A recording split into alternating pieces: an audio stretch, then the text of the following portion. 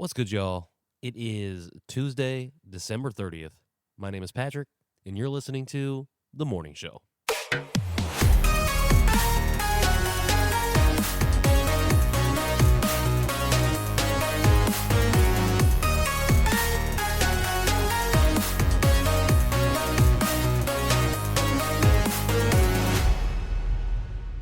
We're back. You already know. If you were here on Friday, you already know that we're back. But we're back again. I hope that your weekend was everything that you needed it to be. I hope that if you are celebrating currently still or have celebrated a holiday in the past week or so, I hope that that holiday was everything that you needed it to be. Whether that was Christmas, Kwanzaa, Hanukkah, other holidays that occur in this time period that I should probably be aware of. Regardless of what they are, I hope that they have been what you've needed them to be. I hope we found rest on this time of break, if your holiday allows for something like that. I hope you found the time to celebrate wins, small wins, big wins, whatever those wins might look like for you. I hope you've had that time to be able to sit and reflect on those as we wind down 2025 and get ready to enter into the new year. If you are interested in what I did for my holiday, go back and listen to Friday's morning show. If you missed it, that probably means that you're not subscribed. And if you are subscribed and you missed it, that means that you probably don't have them notifications turned on. So make sure you do that. But you also might have missed it because it came out at 2 p.m. Friday's show was super random, unexpected, but a lot of things going on in the world. And Patrick got to yap. So go check that out. I'll talk a little bit about what the holiday was like, again, as a parent, and the transition from what year one to year two has looked like when it comes to celebrating the holiday. Also talked a little bit about news going on with adoption. It's fun stuff. You know, it's just super fun stuff going on in the world right now. Speaking of last Friday, I also mentioned that this week we would be continuing to cover the fallout from the final Indianapolis Local Education Alliance meeting that happened on the 17th, where they voted on recommendations that they had been working on throughout the year to make to the Statehouse with regards to the future of public education, ostensibly about facilities and transportation, but truly about governance, which is something that we'll be talking about this week. So on Monday the 22nd, I had the opportunity to sit down with my friend, Tina Ahlgren. Tina is in addition to being a former guest on Conversation Piece, go check that episode out. You heard me talk about it last week and the week before that. But Tina is an IPS educator. She is also an IPS parent. And she was, maybe most relevantly to this conversation, the appointed IPS parent advocate to the ILEA panel that was doing this work over the past year. And so after the recommendations went out on the 17th, after that meeting, I reached out to Tina just to see if she'd be open to having a conversation, and we sat down and had a wide-ranging one about all of this. And if you are interested in becoming a paid subscriber to the Substack from the kitchen table, you will be able to access the full interview, the full conversation in full, no breaks, no in-betweens, sometime next week. But this week, what I'm going to be doing is releasing that conversation in parts, starting today. And so what I've done is broken it into 4 separate categories. The categories are what the ILEA is, why it was formed, and what it was supposed to do versus what it actually did. That's what we're going to talk about today. Why Tina was the only no vote on the 17th. That's what we're going to talk about tomorrow. On Thursday, we're going to talk about the messaging around charter schools and school choice and education reform. And we do a little history digging on Thursday. And then Friday, we're going to talk about, or you're going to hear us talk about what's next. What's happening when these recommendations hit the Statehouse, how redistricting actually is playing into the timeline for how these things are going to be talked about and decided upon in early 2026, and a little bit more than that. So that is how we are going to approach this conversation this week. And again, if you are interested in hearing that full kind of uncut conversation that I have with Tina, I am opening up the paid option for the Substack here probably this weekend. So check that out. But today, you're going to hear Tina and I talk about, again, what the ILEA is, the timeline for how it was formed, and what the timeline specifically was for what they needed to do, how they needed to get to these recommendations, and then the process for how those things came together. So I am going to tarry no further. Here is a little bit of my conversation with Tina, and I'll see you on the other side.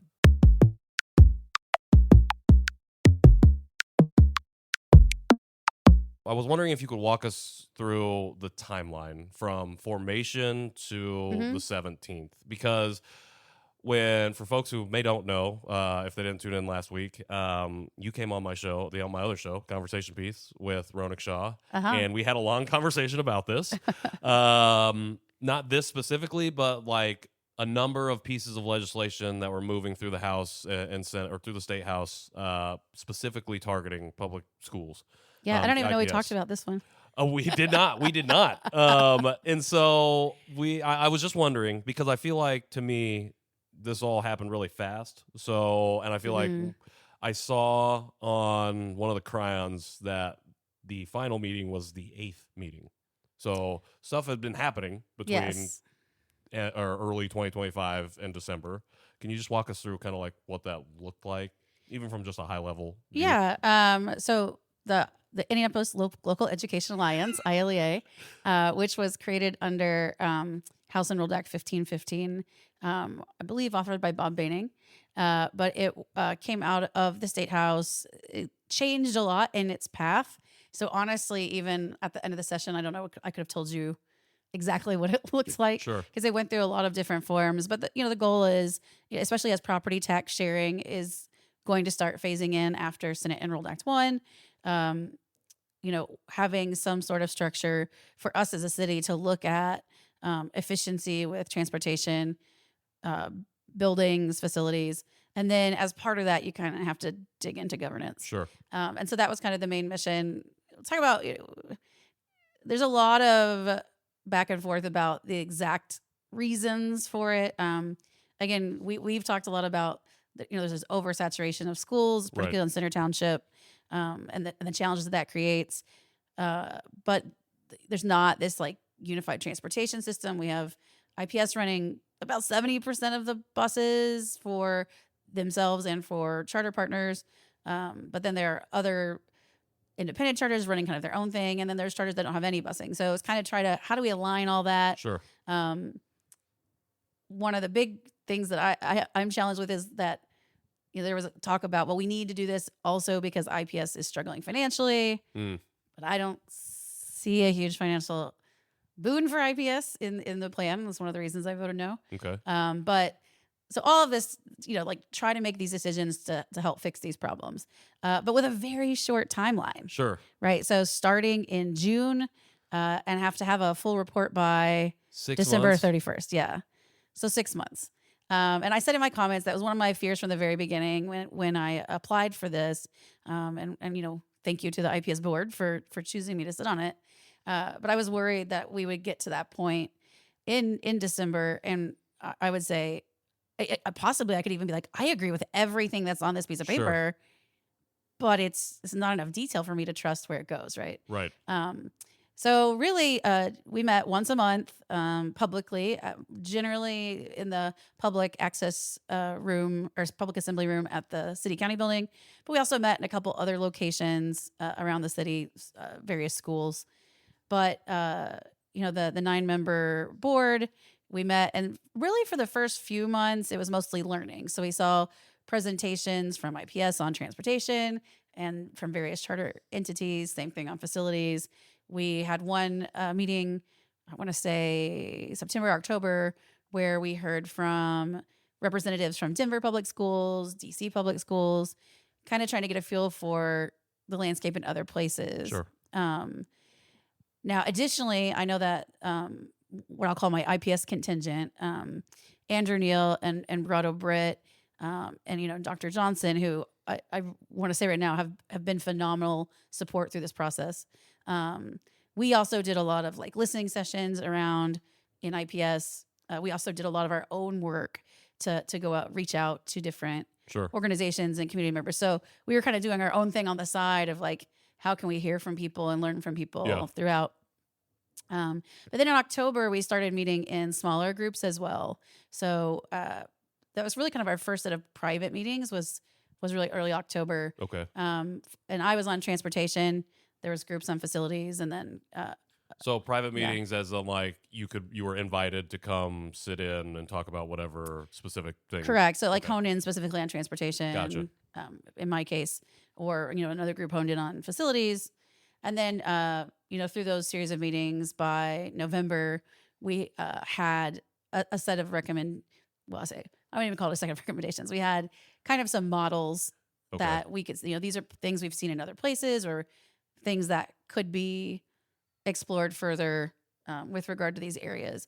I will say one of the challenges is, though, because we were siloed kind of in those meetings, is it wasn't until the November meeting, which would have been a week and a half before Thanksgiving, that we saw each other's plans, right? Okay. So that meant that I feel like it gave less time for input necessarily on the sections you weren't a part of. Right. So, I feel like I had a lot of input on the transportation guidelines, but then really it wasn't until the last month, or really the last few weeks, that we were able to like really dig into giving extensive commentary on the other portions, right? Sure. And unfortunately, what we kept running into, and I'm sure it was the same in the facilities piece, was that like you'd start talking about transportation, but it's like at the end of the day, somebody's got to make these decisions about what you offer, Sure. what are the rules, and then it's like it ends up always coming back to governance. Yeah. Because who makes these decisions comes to governance, right? Sure. And so, unfortunately, we didn't see the models proposed for governance until a week and a half before Thanksgiving, which meant that it was a really crunch time to really understand, what these models meant, run them by all these different groups and families and community members, and trying to get feedback. And then to even, I think it was December 3rd that we voted to narrow them down. And so it was really just a very quick turnaround to be able to have input on specifically the governance piece.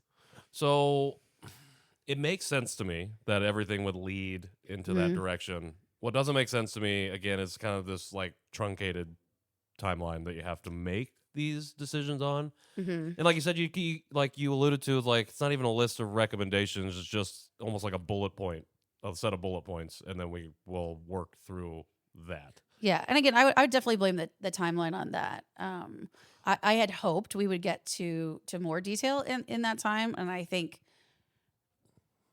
we could have gotten a little deeper. Sure. Definitely in some places.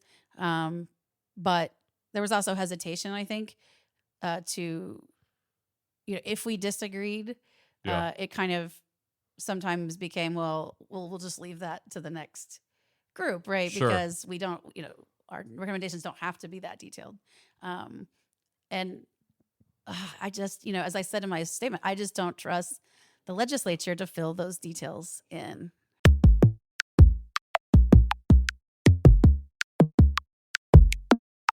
Tina's awesome. I am really excited to share what she shared with me in this conversation throughout this week, going into next week, because there are a lot of really important points in here that I think we get lost in the big like headlines of the recommendations. We lose a little bit of like the why do we only have really 6 months to be able to do this work? Why are we only hearing about certain models? Why are we making these recommendations as vague as we are making them? Lots of little things that we don't really think about when we get caught up in the splash of the headline. And that happens because it's meant to distract us from those little bits and pieces and questions that we probably need to be asking, that people are asking, but not enough people are supporting them and amplifying them when they are asking them. So Tina is one of those people asking those questions, one of the people on the inside doing that work, someone who is literally modeling what it looks like to lead from a place of compassion and empathy for all people, but specifically all families and families with kids that are going to be going to school no matter where they go, whether it's a charter school, whether they go to IPS, no matter what that looks like. Truly modeling what it looks like to fight for the people and not for the corporation. And we could all stand to hear a little bit more, be inspired a little bit more by that. So tomorrow we will be back talking about, you'll hear a little bit more from Tina talking about why she had to vote no, even though, we knew at the time that by voting no, it wasn't going to change what was going to happen. But on principle. And so we're going to talk about that, and you're going to hear Tina talk a little bit about that. Would love to hear your thoughts. If you are listening to this on the day, drop a comment, hit us up on Threads, leave a comment, I guess, share it. I don't know what you're doing, but hit us up. Let us know what you think about what's going on. 6 months, not enough time, right? If you don't live in Indiana, would love to hear about school models that really work where you're at as well. Just a lot of conversation that we can be having, and would love to tap in with y'all if you got something to share. Make sure you check out episode 9 too, that came out yesterday. That's a conversation I had with Representative Mitch Gore, House District 89. It was great to get to know him and to hear about how he tries to lead from that place of empathy and compassion when it comes to listening to the constituents in his district, especially when they make up so many different communities and different parts of Indianapolis. It was cool to learn a little bit more about his story and what he's wanting to do going into this new legislative session. And last but not least, if you like this conversation, if you like what you've been tapping into with From the Kitchen Table, if you leave a like or hit the thumbs up wherever you might be listening to this, that would be greatly appreciated. It really helps us out, continues to help us grow. And if you want to hear more conversations like this, like I said at the top, make sure that you subscribe and you turn on the notifications so you don't miss out. Again, I am Patrick Armstrong. I appreciate you all for being here. And until tomorrow.